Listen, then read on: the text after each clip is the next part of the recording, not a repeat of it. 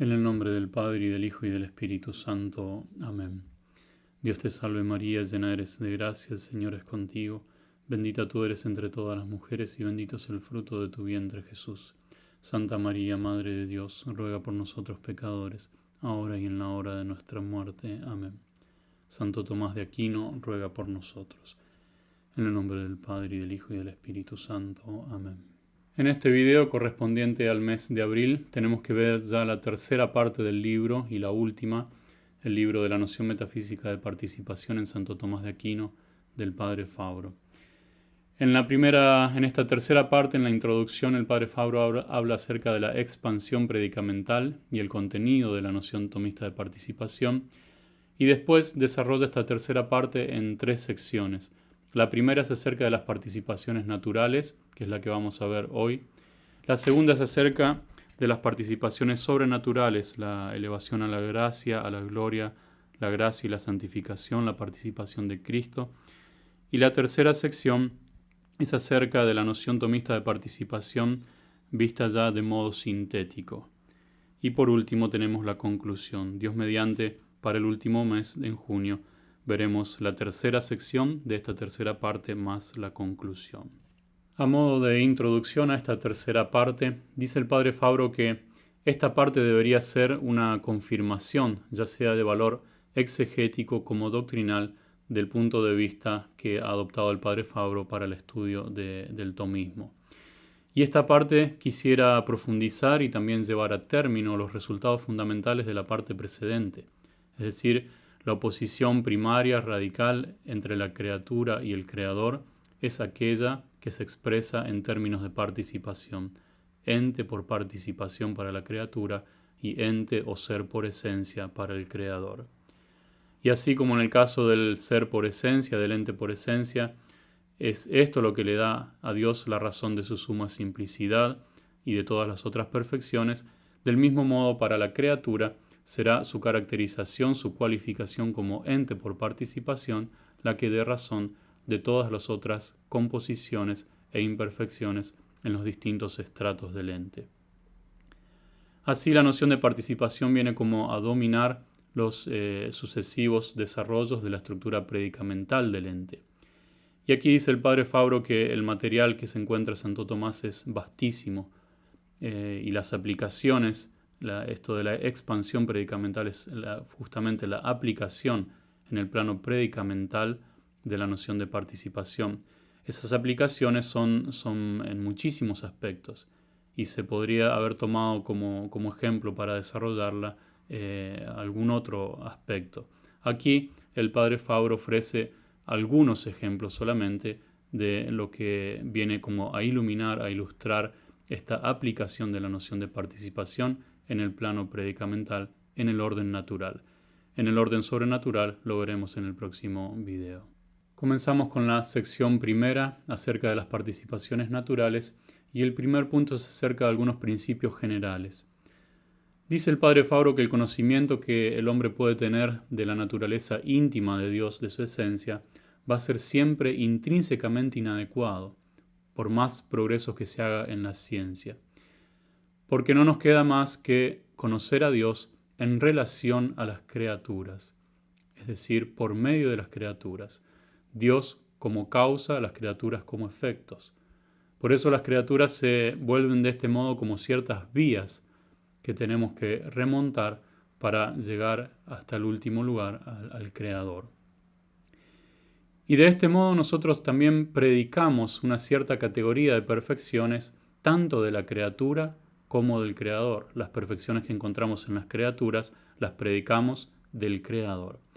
Pero dice el Padre Fabro, no se crea que por esto nuestro intelecto es como que nivela en el mismo plano a Dios y a las criaturas.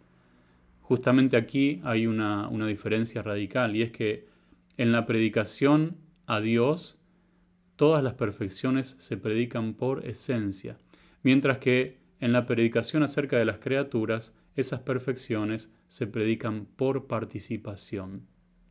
Entonces, ese apelativo por esencia caracteriza el modo propio de ser de tales perfecciones en Dios, mientras que por participación caracteriza el modo propio de ser de las criaturas. y esta es, según Santo Tomás, la determinación metafísica suprema.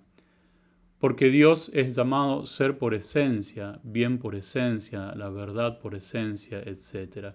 Mientras que los demás entes son todos llamados entes por participación, buenos por participación. Para Santo Tomás esto es lo que distingue el culmen de la especulación humana y es el punto en el cual han venido a encontrarse Platón y Aristóteles, como lo señala él. Dice en la Suma: es, sin embargo, absolutamente cierto que hay un primero que es por su esencia ser y bueno, a quien llamamos Dios. Sobre esta sentencia de Platón también concuerda Aristóteles. Pues bien, de este primero que es ser y bueno por esencia, pueden tomar las cosas la denominación de seres y de buenas, en cuanto participan de él por modo de cierta semejanza, aunque remota y deficiente. La misma dialéctica se puede encontrar con respecto a la verdad. Aunque haya muchas verdades participadas, sin embargo hay una sola verdad absoluta, que es verdad por su esencia, es decir, el mismo ser divino, y por cuya verdad todas las palabras son verdaderas.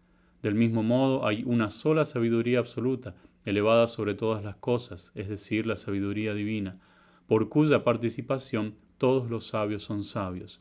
Y también hay un solo verbo absoluto, por cuya participación a todos los que tienen palabras se les dice hablantes. Este verbo es el verbo divino, dice Santo Tomás en ese magnífico comentario al Evangelio de San Juan.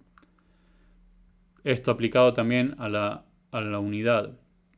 Dice en la Suma Santo Tomás: la unidad de la persona divina es unidad increada, subsistente en sí misma, no recibida en otro sujeto por participación. En cambio, la unidad que tienen los entes creados la reciben por participación. Lo mismo podríamos aplicarlo a la eternidad, a la necesidad, etc. Concluye el Padre Fabro diciendo que en una palabra para Santo Tomás, como también en la Sagrada Escritura y en el pensamiento patrístico, especialmente en San Agustín, la suprema y más perfecta predicación que podemos hacer de Dios es aquella de por esencia, mientras que a la criatura le corresponde la predicación de cualquier tipo de perfección por participación. Todas las perfecciones creadas no son más que diversos modos de participación a la infinita perfección de Dios, y el mismo origen de todas las criaturas de Dios viene indicado por Santo Tomás como un proceder según participación, como una divina discretio, que tiene lugar por una difusión y casi una división de esa totalidad simple de perfección que existe en Dios, de donde por necesidad lo que procede de este modo es algo de degradado y viene puesto afuera de la divinidad, es decir, realmente distinto. Entonces, mientras que a Dios le corresponde tener cualquier tipo de perfección por esencia y por lo tanto le corresponde esa predicación por esencia, al resto de los entes le corresponde por participación. Y es por un recurso explícito a la noción de participación que Santo Tomás demuestra la creación de todas las cosas por parte de Dios. Se puede ver esto con respecto a la creación de los ángeles, de los cielos incorruptibles, de la materia prima, en fin, en muchísimas obras de Santo Tomás. E incluso en el caso de que se diera la creación de un mundo ab eterno. Sabemos que esta tesis recibió muchísima oposición en su momento, pero Santo Tomás la sostuvo y demostró que es posible, filosóficamente hablando, que el mundo hubiese sido creado ab eterno. Sabemos por la revelación que fue creado en el tiempo. Filosóficamente hablando, no hay contradicción entre decir que el mundo fue ab eterno y que fue creado, porque en ese caso debería ser por participación también. Y dice Santo Tomás: si se supusiera algo que siempre fue, pero sin embargo que fuera causado por Dios según todo lo que tenga en sí, se ve que estas dos suposiciones pueden sostenerse. Y del mismo modo que todo es por participación, así también todo obra por participación. Es decir, todo es ente por participación y también es agente por participación. Por medio de esta noción metafísica de participación, Santo Tomás profundiza la causalidad divina por cuanto toca a las acciones de cada uno de los que obran, de cada agente. No solo según un concurso simultáneo, sino también por la aplicación de las causas segundas al propio acto. Es decir, aquí estamos tocando el tema de la participación dinámica. Esto lo trata Fabro en el libro Participación y Causalidad de un modo magistral, citando textos de Santo Tomás que también son muy profundos. Vemos ahora el segundo punto acerca de las participaciones naturales y la continuidad metafísica de los entes. Dice el padre Fabro que la participación en el tomismo recibe un sentido concreto y predicamental como un punto de referencia inteligible, ya sea para una visión del mundo de los entes en general, como también para una visión de la organización real de cada ente en particular. Si las distintas partes y elementos que conforman el mundo se influencian de alguna manera las unas a las otras, y si las partes de un ente singular en concreto no son como miembros desconectados, sino que tienen una influencia los unos sobre los otros, esto no parece posible sino en cuanto se supone que tanto los entes entre sí como las partes de un mismo ente internamente estén en un cierto contacto. Y se pueden poner distintas objeciones a esta visión como de orden que se exige de ver el contacto entre las partes. El padre Fabro pone dos y después las responde. Dice, la primera objeción vendría de considerar por medio de un pensamiento abstracto que se frena en las esencias y que ve solamente la forma de modo estático, es decir, que en vez de ver el conjunto de los entes, termina como atomizando, es decir, procede por un pensamiento unívoco en vez de por un pensamiento por medio de la analogía. Por otra parte, se puede ver también que esto del orden, cuando se da, por ejemplo, en los individuos de una misma especie, no es más que un orden per accidens, porque los individuos de una misma especie participan en el mismo grado a una naturaleza común. Es decir, que ese orden, cuando se da por ciertas razones contingentes y no por algo real. Responde el padre Fabro a estas objeciones diciendo que esas dos consideraciones anteriores son como unilaterales y no tienen en cuenta de algunos aspectos que la realidad nos ofre continuamente y que tienen una importancia primaria. La experiencia confirma que los seres naturales están llenos como de una afinidad universal, es decir, se manifiesta según una particular atracción que va desde los más perfectos hasta los más imperfectos.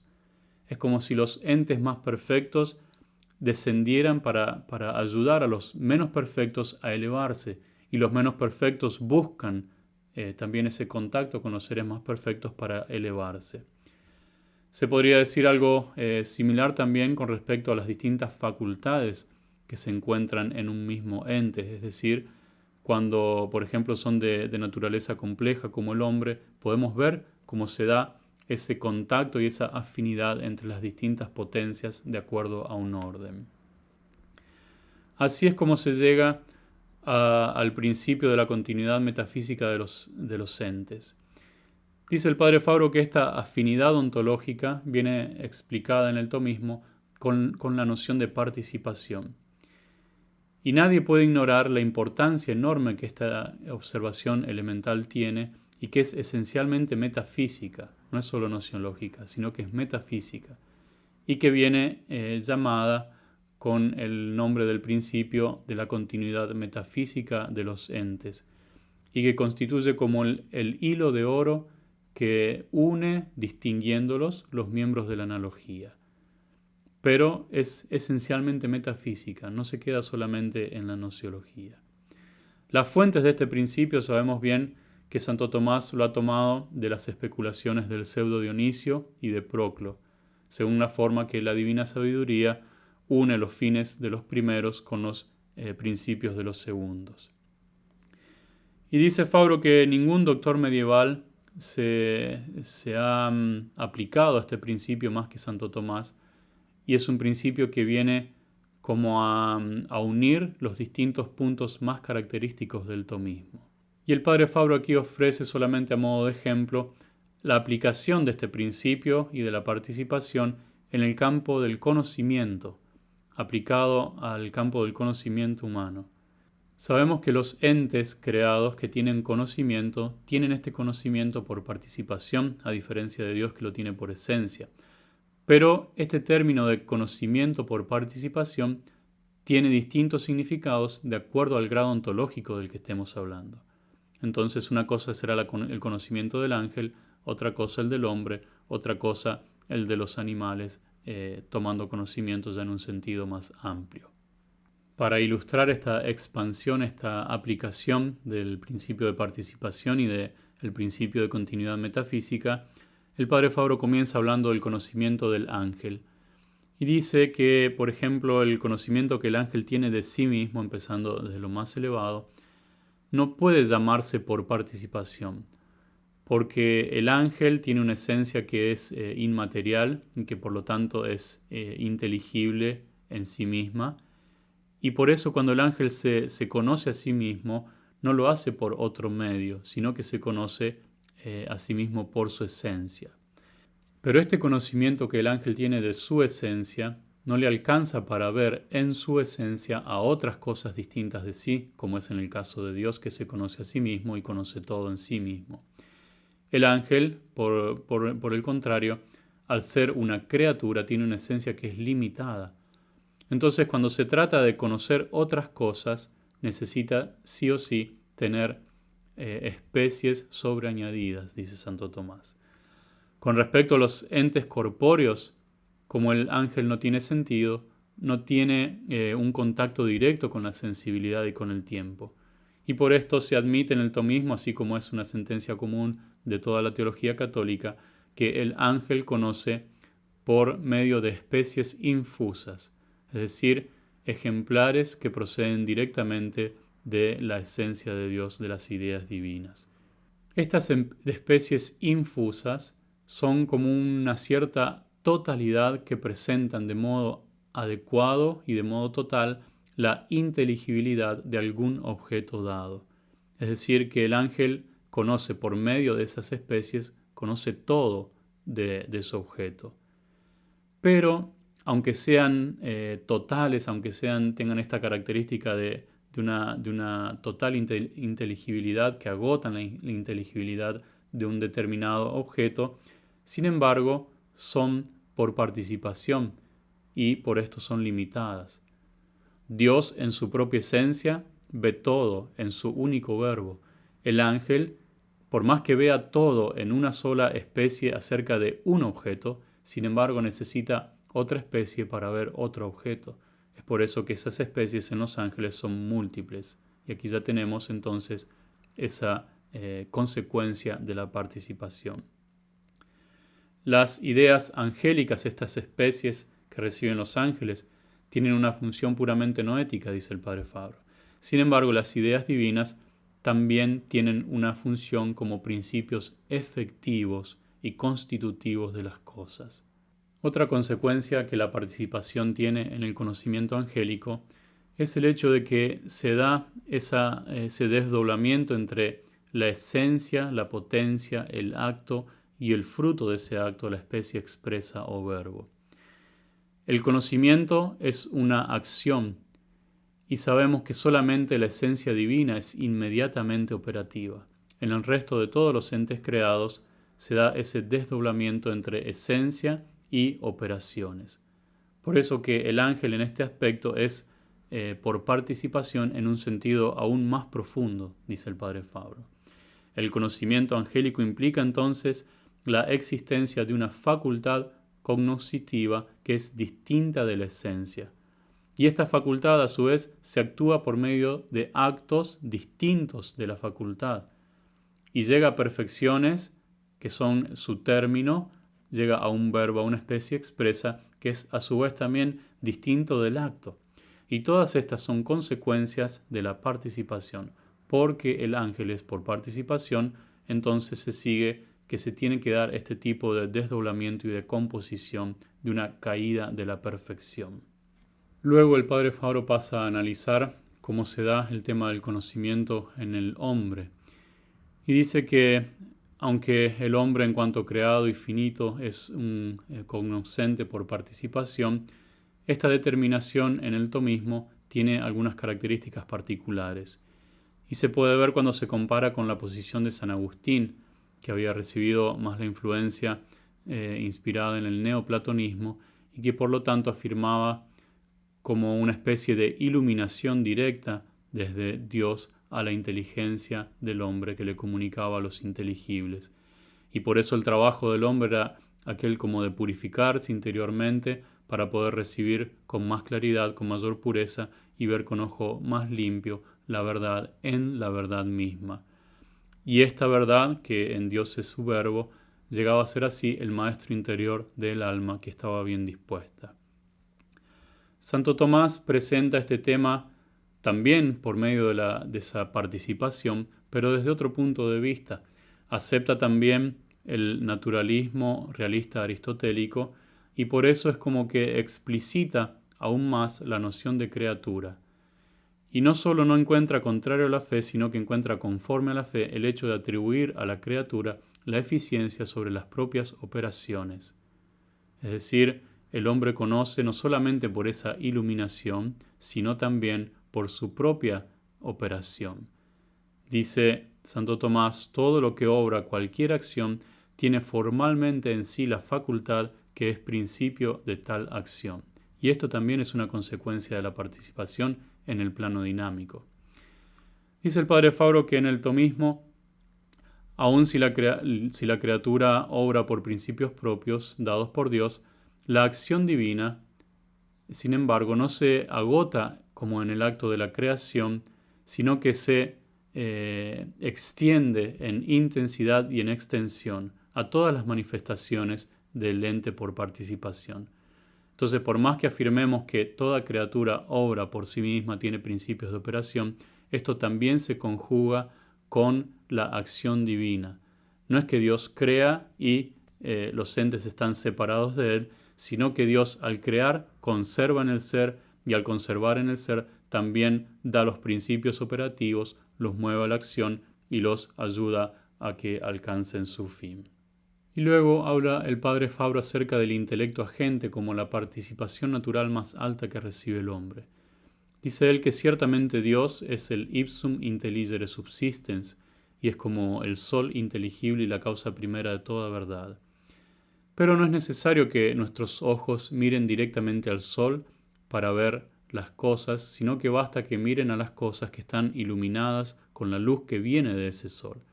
Y esa luz en nosotros, en los hombres, es el intelecto agente, que es en el orden natural la participación más alta que recibimos de Dios. El intelecto agente es el principio factivo del inteligible, y este inteligible llega a nosotros no por una participación directa de Dios, sino por un complejo trabajo de abstracción ejercitado por esta luz participada. Y esto que acabamos de decir se explica más cuando vemos el tema de la materialidad y de la abstracción en el conocimiento humano. Dice Fabro que toda esta doctrina que está a la raíz de la gnoseología tomista es una consecuencia de la composición hilemórfica, como bien entendida en el aristotelismo, y que es propia ya sea del sujeto que conoce como del objeto conocido, las sustancias corpóreas. Y aquí comprendemos cómo el principio intelectivo, que en el ángel era una facultad, una única facultad, en el hombre se duplica, se desdobla en un intelecto activo y en un intelecto receptivo. Y de este modo, desde el punto de vista funcional, el hombre respecto de Dios y de los ángeles es un cognoscente por participación doblemente hablando, a la segunda potencia, dice el padre Fabro. Y estas condiciones subjetivas del conocimiento humano influencian también las condiciones objetivas. La idea humana viene a la mente por abstracción. La materia, que para la mente que está abstrayendo, viene a ser como un obstáculo a la inteligibilidad, sin embargo, es parte del ser real, es parte del objeto. Pero esta materia que es real y que es parte del objeto está siempre y necesariamente afuera de este proceso, viene dejada de lado en el proceso de asimilación cognitiva por abstracción. Por eso la abstracción llega a partir de los accidentes y de las propiedades comunes que son efectos formales y reales de la forma. Y es la forma, como la esencia en general, y no la materia, la que viene conocida. Y aquí hace el padre Fabro una comparación entre la idea del ángel y la idea del hombre. Dice, la idea angélica, el conocimiento angélico, toca toda la intensidad formal del objeto. Es una totalidad esa especie, pero no toca toda aquella real. La idea del hombre, sin embargo, no toca ni el ser real, porque queda la materia fuera, ni siquiera toda la formal, porque no le alcanza la potencia para conocer, para agotar el conocimiento de su objeto. Es por esto, concluye el padre Fabro, que la idea humana, el conocimiento humano tenido por abstracción, viene llamado un conocimiento por participación a la doble potencia, un conocimiento doblemente por participación, en cuanto que, primero, la idea humana es una similitud solamente de la forma y no toca a la materia, no llega a la materia. Conoce la forma como un contenido general, indeterminado, porque se le escapa la particularidad. Y segundo, porque este contenido, ya en sí indeterminado y general de la idea humana, está aún sujeto intrínsecamente a un desarrollo y depende de conocimientos futuros, de seguir progresando en la experiencia, y aquí entra todo el tema de la cultura, de la ciencia, etc. Entonces el conocimiento humano es un conocimiento doblemente por participación, doblemente limitado. Una aplicación más de la participación en el aspecto del conocimiento humano es acerca del intelecto de los primeros principios. Dice el padre Fabro que sabemos por experiencia que el modo ordinario de actuarse de nuestro conocimiento es discursivo, es decir, depende de una especie de movimiento nocional que es la argumentación. Ahora bien, sabemos también que todo movimiento parte de algo inmóvil y termina en algo inmóvil, en algo estable. Nuestra mente, que en el discurso se mueve, también tiene que partir y terminar en algo inmóvil, que es el intelecto de los primeros principios. Ahora bien, dice el padre Fabro, nuestra mente no puede ser intelecto en el sentido propio, porque esto es la condición de los ángeles. Esta participación que la mente humana tiene de la intelectualidad angélica, por una parte es como el nexo metafísico entre estas dos naturalezas cognoscitivas, y por otra parte viene a ser en el hombre como una garantía para todo conocimiento posterior, y es aquello que tenemos de más precioso en nosotros, y de lo cual dependen todas las otras ciencias. Continúa el padre Fabro diciendo que la participación a la intelectualidad en el hombre consiste en la capacidad que la mente tiene de aprender inmediatamente, es decir, sin argumentación, sin movimiento, y de retener para sí, como algo, una norma inefable de verdad, algunos principios de valor absoluto y valor general. Esta capacidad Santo Tomás la llama el hábito de los primeros principios, y es inherente a la mente misma, y constituye nuestra tenue participación al modo de conocer que tienen los ángeles. Según Santo Tomás, este hábito de los primeros principios es doble. Uno, toca el conocimiento especulativo, y es el principio de no contradicción, y el otro toca el conocimiento práctico, es la parte moral, y es llamada sindéresis. Dice él que no va a ser nunca posible exagerar la importancia que tienen en el intelectualismo tomista estos dos hábitos, porque esos son, de verdad, como las razones seminales de todas las demás ciencias, de todas las demás artes, de todas las demás virtudes que pueda tener el hombre. Y son precisamente estos dos principios los que representan el punto más alto y como esa chispa de la divinidad que Dios ha encendido en nuestra alma. Dice Santo Tomás, así como la chispa es algo pequeño que sale del fuego, así también esta virtud es una módica participación con respecto a la intelectualidad que tiene el ángel, y por esto se la llama chispa a la parte superior de la razón, porque es lo supremo en la naturaleza racional. Y estos dos hábitos son el fundamento en el hombre de la participación de la ley natural a la ley eterna. Dice el padre Fabro, en otras palabras, estos dos hábitos son como el sello mismo de Dios puesto en nosotros. Y se comprende de estos apuntes, de estos comentarios, que una justificación metafísica del valor de la ciencia humana y de la moral natural en el espíritu del tomismo deba hacer referencia, en primer lugar, sí o sí, a la noción de participación. Y cito un texto de la Prima Secunde que dice: la razón humana no puede participar plenamente del dictamen de la razón divina, sino solo a su manera e imperfectamente. Por eso, así como en el orden especulativo, por una participación natural de la sabiduría divina, tenemos conocimiento de algunos principios generales, así también en el orden práctico, el hombre participa naturalmente de la ley eterna en cuanto a algunos principios generales. Y aunque todos los entes están guiados, están regidos por esta ley eterna, sin embargo, se da una participación del todo particular al hombre. Y Fabro cita otra vez a Santo Tomás que dice: la luz de la razón natural, por la que discernimos entre lo bueno y lo malo, que tal es el cometido de la ley, no es otra cosa que la impresión de la luz divina en nosotros. Es pues patente que la ley natural no es otra cosa que la participación de la ley eterna en la criatura racional. Y es de esta participación a la ley eterna que la ley natural recibe su carácter de obligatoria. Triple es entonces en nosotros la racionalidad por participación: primero la voluntad, después el apetito concupiscible y el apetito irascible.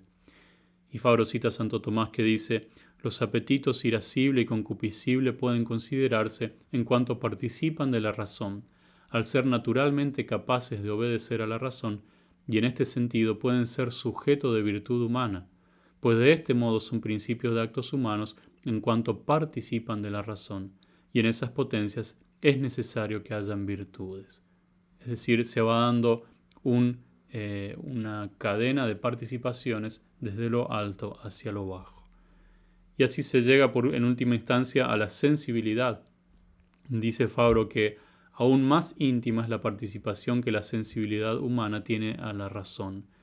El sentido en el hombre, los sentidos en el hombre, son como una cierta participación deficiente de la inteligencia, del intelecto, por lo cual en su mismo ser y en su mismo operar están intrínsecamente ordenados hacia la inteligencia. Y esto se puede ver de un modo particular en el sentido más perfecto que tiene el hombre, que es el sentido interno de la cogitativa.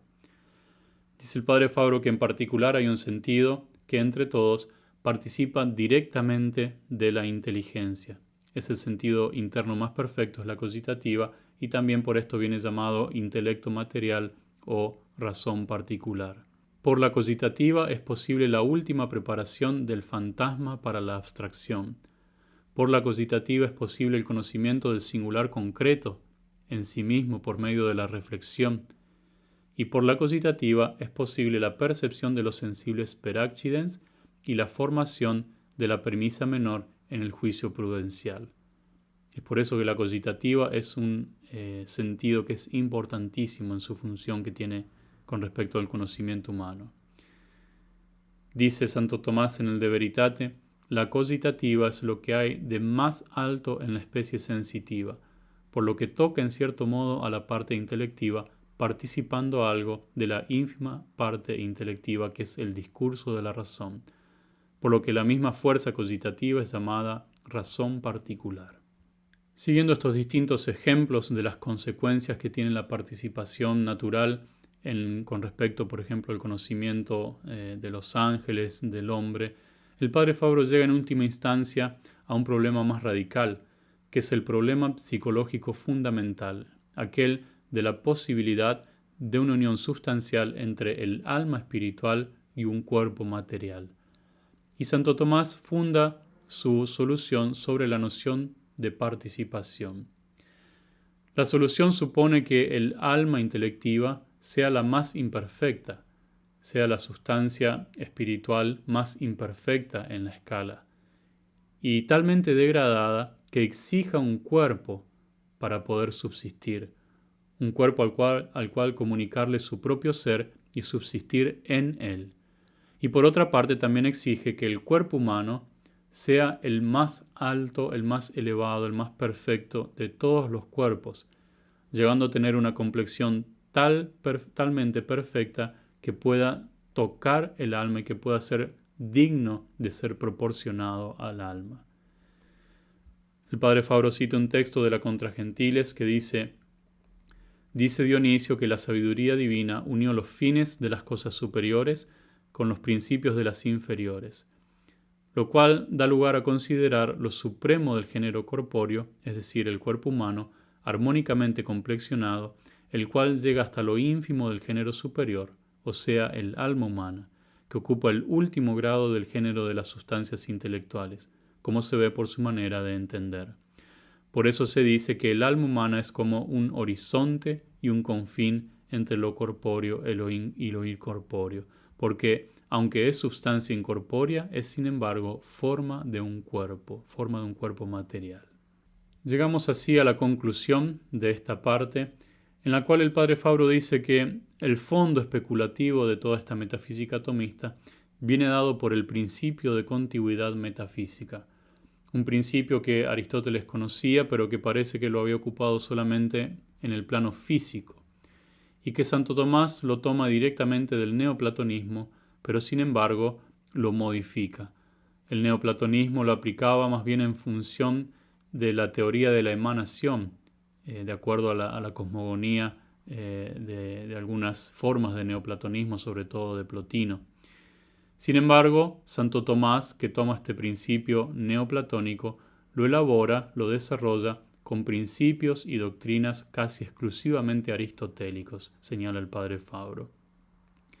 En cuanto al valor de este principio, dice él que parece que en el tomismo este principio viene como a inserirse al principio de finalidad. Sería como un agregado al principio de finalidad, porque es una consecuencia del principio de finalidad. Quien dice finalidad, dice orden. Quien dice orden, dice jerarquía. Y la jerarquía supone la realización de algo que es común en distintos grados, pero que está diversamente presente en cada uno de esos grados. Por eso se habla de esa comunidad a la vez que se habla de diversidad, es decir, exige este principio que haya una semejanza y una desemejanza al mismo tiempo. El padre Fabro dice puede ser una semejanza de semejante o una desemejanza semejante, que no es más, en definitiva, que el principio mismo de la analogía metafísica. Con esto hemos indicado algunos de los puntos sobresalientes de esta noción de participación en el plano predicamental, las distintas aplicaciones. Aquí el padre Fabro las ha aplicado al aspecto del conocimiento, empezando por los ángeles y después desarrollando más el conocimiento en el hombre, pero se podría haber aplicado a muchísimos otros aspectos. Como dijo el padre Fabro al principio, su riqueza es amplísima. Se podría haber aplicado, por ejemplo, a la relación entre la sustancia y los accidentes, entre la materia y la forma, cómo se da esa relación de participación entre las perfecciones estáticas y las perfecciones dinámicas en el aspecto predicamental del ente. En fin, se podría haber hablado de muchos otros aspectos. Este es simplemente un ejemplo para ilustrar la aplicación y esa expansión de la noción metafísica de participación en el plano predicamental. Y con esto damos por terminado el video correspondiente al mes de abril. El mes que viene, Dios mediante, veremos la expansión de esta noción de participación en el plano sobrenatural. En el nombre del Padre, y del Hijo, y del Espíritu Santo. Amén. Santo Tomás de Aquino ruega por nosotros.